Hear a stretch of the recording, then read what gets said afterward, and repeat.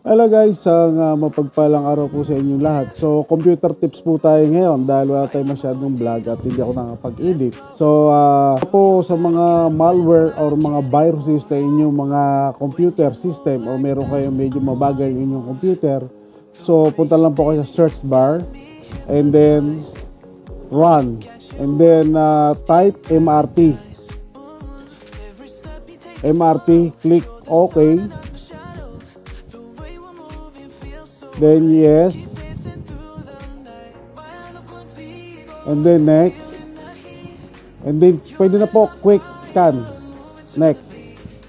Pwede rin po kayo kung nahirapan po kayo hanapin sa search. Then Windows R. Windows R and type mo lang yung MRT. So automatically ho mag-scan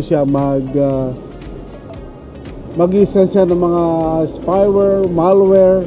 So, i-clean na po niya yung system nyo, yung C drive and D drive. So, automatic yun, hindi na kailangan na i-run yung mga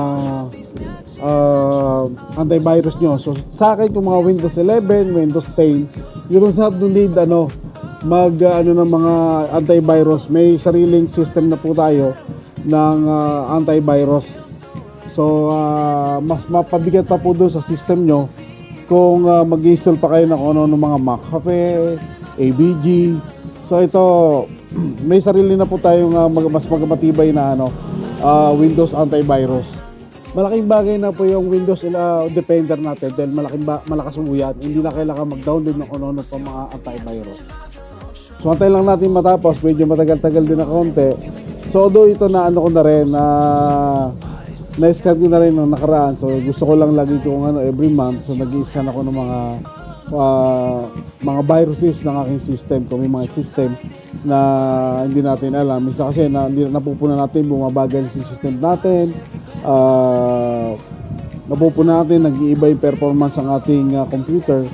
So which is ito yung isang mabilis na ma-scan natin kung may mga viruses, kung ano man mga sagabal doon sa system nyo, malware.